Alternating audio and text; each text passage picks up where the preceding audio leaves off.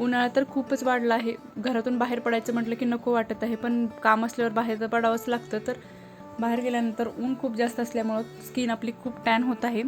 तर माझी स्किन खूप टॅन झाली होती, म्हणून मग मी इथं स्किन व्हाईटनिंगचा एक घरगुती फेस पॅक बनवत होते, म्हणून म्हटलं तुमच्यासोबतही शेअर करावा. तर एका वाटीमध्ये मी इथं 2 चमचे बेसन पीठ घेतलं आहे, 2 चमचे दही ॲड केलं आहे आणि 1 चिमूटभर हळद ॲड केलेली आहे आणि हे सर्व व्यवस्थितपणे मिक्स केलं आहे. तुम्ही यामध्ये रोज वॉटर आणि मुलतानी माती पण ॲड करू शकता.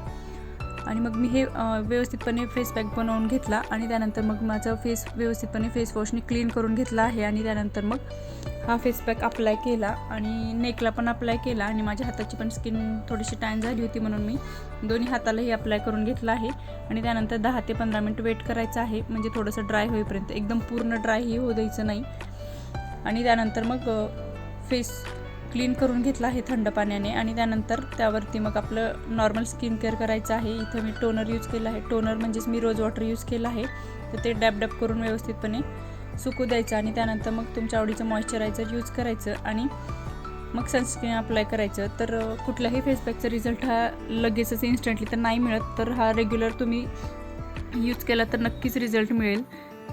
तर हा एक छोटासा फेस पॅक तुम्ही नक्की यूज करून बघा आणि मला कमेंटमध्ये कळवा की तुम्हाला फरक पडला की नाही. तर व्हिडिओ आवडला असला तर लाईक, शेअर आणि चॅनलला सबस्क्राईब करायला विसरू नका. बाय.